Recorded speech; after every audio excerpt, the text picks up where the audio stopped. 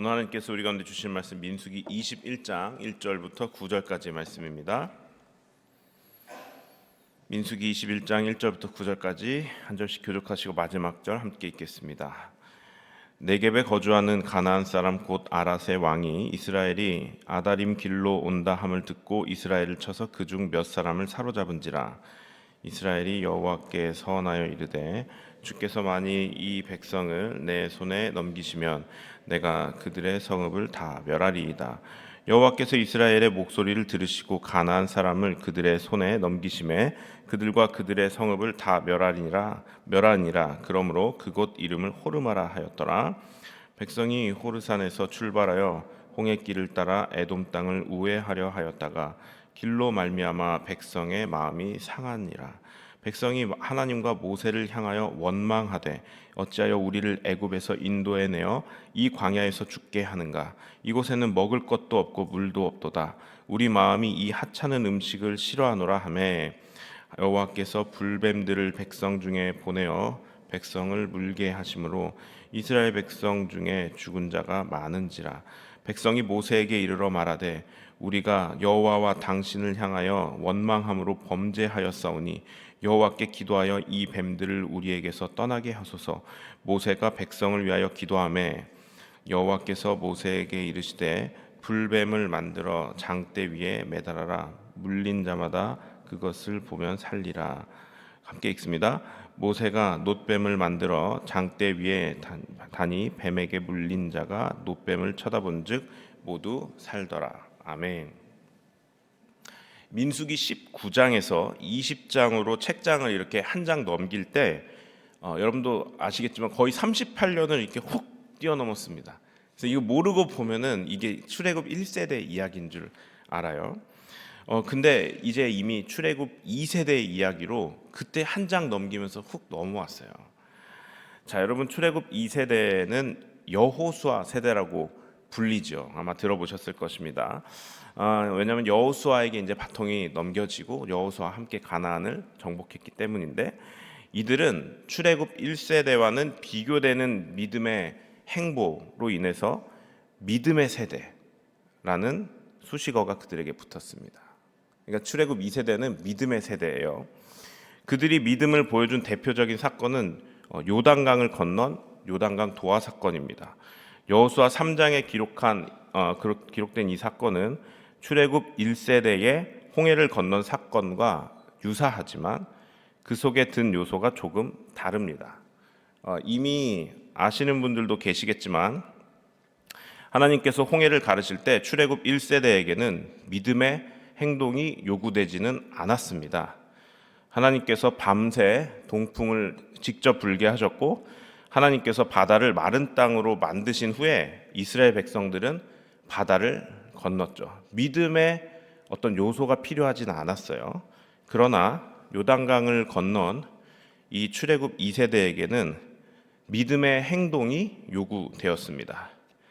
여호수아와 출애굽 2세대들이 하나님이 이끄시는 대로 이 요단강 앞에 섰을 때 그들은 막막했을 거예요. 하나님이 가라고 하셔서 갔지만 막막했을 것입니다. 왜냐하면 그 시기가 요단강의 물이 1년 중 가장 수위가 높고 유속도 가장 빠른 시기였기 때문입니다.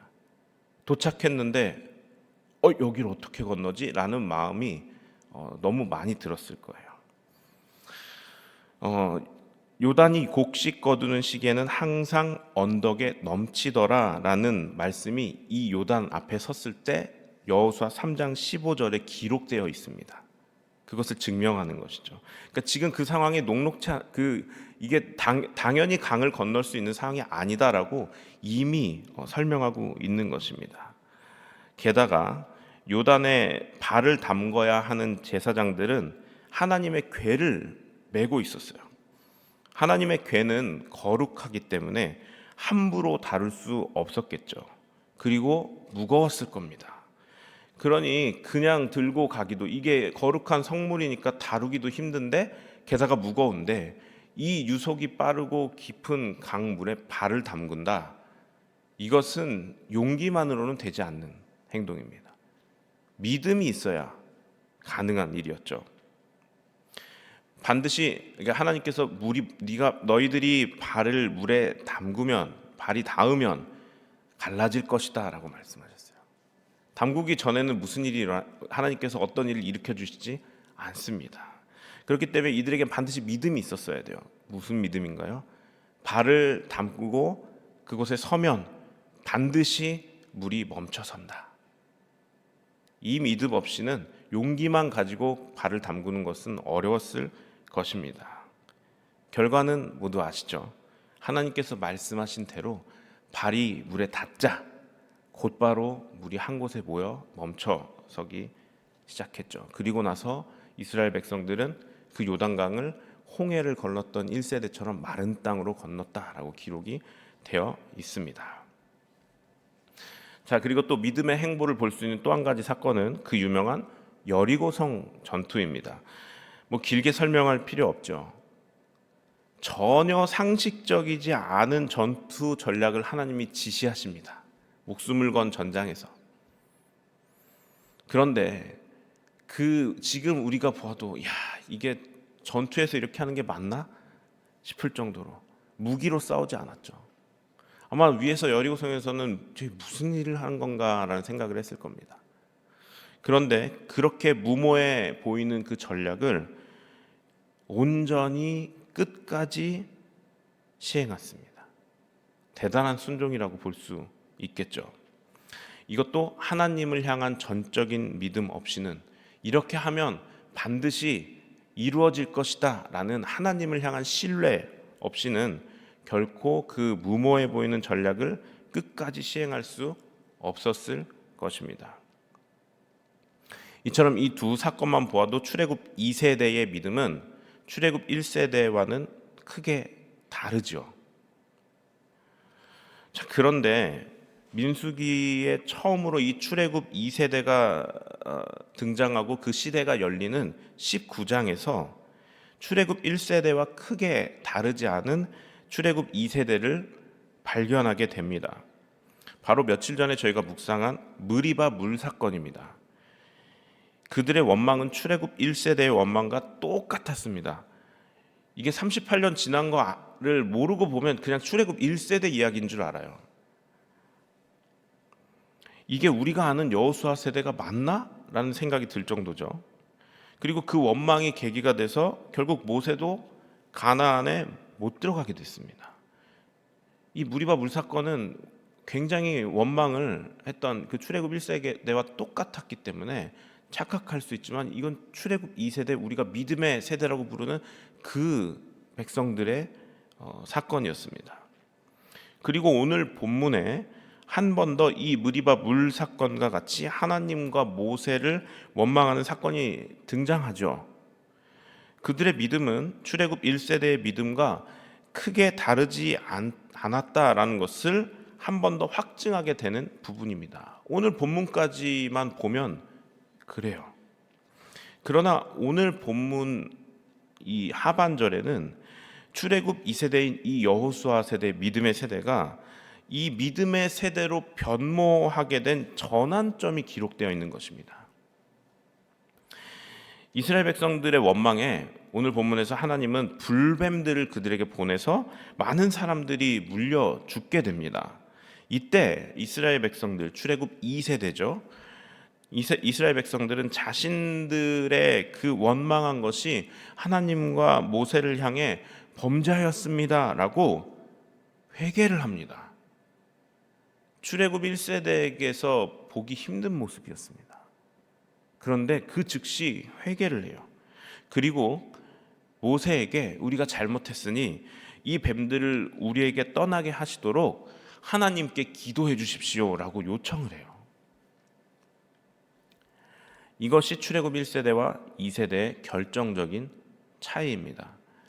자신들의 원망이 하나님 앞에 범죄한 것을 깊이 인정하며 출애굽 2세대처럼 회개하는 모습은 출애굽 1세대에게서는 찾아볼 수 없는 모습이었기 때문이에요.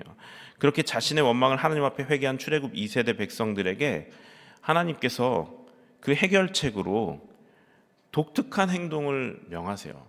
그냥 하나님이 그럼 됐다 그러고 끝내신 게 아니고 그 출애굽 2세대에게 어쩌면 테스트일 수도 있겠죠.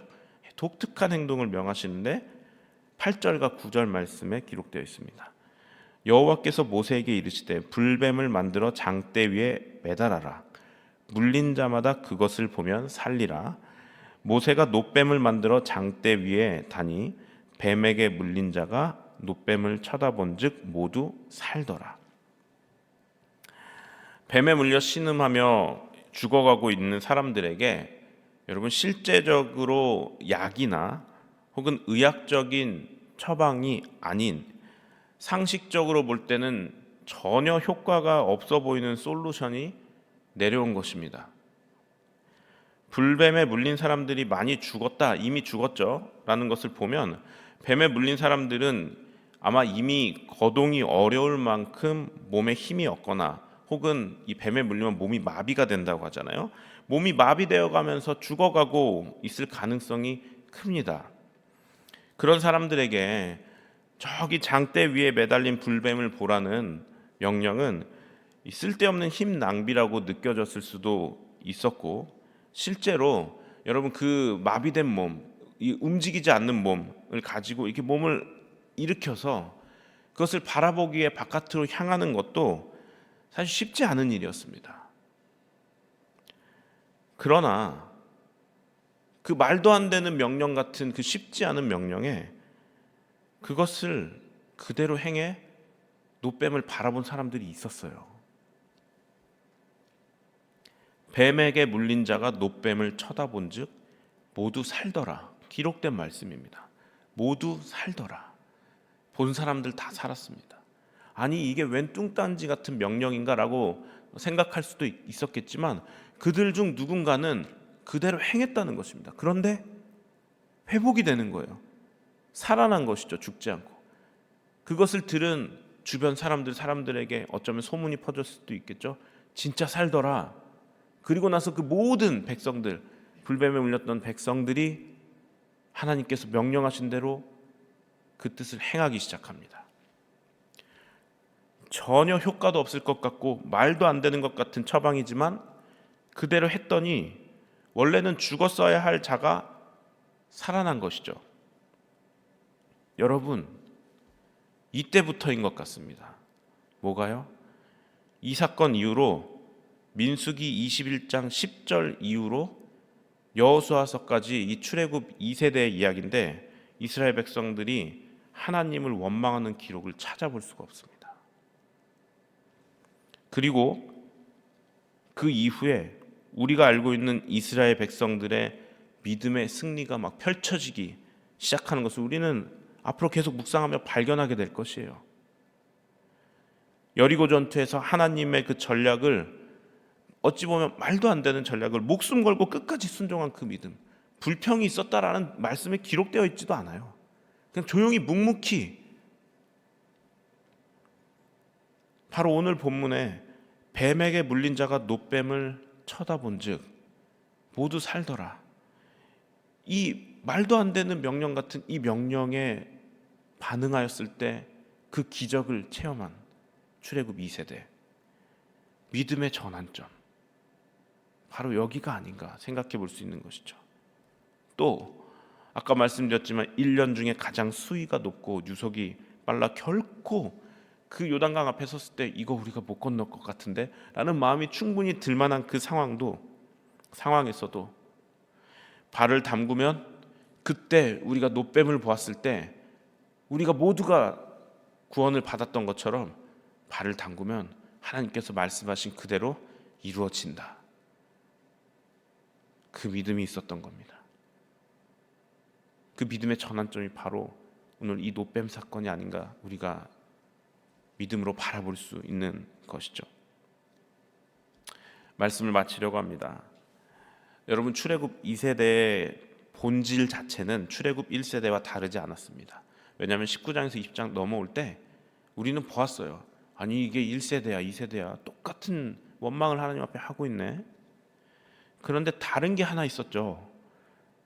그것은 그 원망을 통해서 하나님의 심판이 내려왔을 때 출애굽 1세대와는 다르게 자신들이 잘못했다고 하나님 앞에 회개하고 거기서 말로만 회개로 끝나는 것이 아니라 하나님께서 명령하신 어찌 보면 이게 맞나라고 생각되어지는 그 명령을 준행했습니다. 출애굽 1세대는 그러지 않았어요. 출애굽 1세대는 가나안 정탐 후에 하나님이 너희들 40년 동안 방황하다가 가나안에는 결국 못 들어가게 될 거야 라고 했을 때 똑같이 말했어요. 우리가 범죄했습니다라고 말했는데 그 다음 행동이 나오지 않았습니다. 그 다음에 어떻게 했는지 아시죠, 여러분? 지금이라도 올라갈 테니 달라는 것입니다. 하나님은 올라가지 말라 그랬어요. 그럼 지금이라도 올라갈 테니 주십시오. 회개가 아니었죠. 회개했다면 하나님 앞에 전심으로 무릎 꿇고 출애굽 2세대처럼 반응했어야 될 것입니다. 그 차이입니다. 출애굽 1세대와 2세대, 2세대가 결국 믿음의 세대로 발전할 수 있었던 것은 바로 그들 마음 안에 회개함과 그리고 하나님 말씀에 대한 순종의 마음이 있었기 때문입니다. 여러분, 출애굽 2세대에게는 오늘 본문의 이 놋뱀을 보면 살리라라는 그 말씀대로 살아난 그 기적의 경험이 깊이 각인됐어요. 하나님이 명하시면 그대로 된다.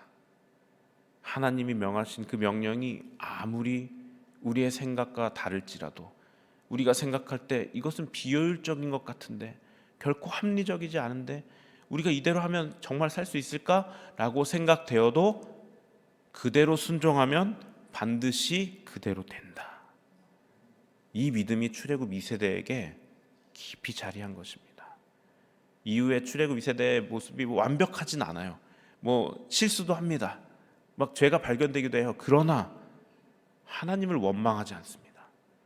그리고 그 믿음의 행보는 계속해서 하나님의 뜻대로 한 걸음 한 걸음 가나안을 정복하는, 실제로 하나님께서 계획하신 대로 모든 일들이 거의 이루어지게 됩니다. 여러분, 이 출애굽 2세대의 믿음의 그 성장이 보이십니까? 그 성장이 바로 우리 모두의 믿음의 성장이 되시기를 주님의 이름으로 축원합니다.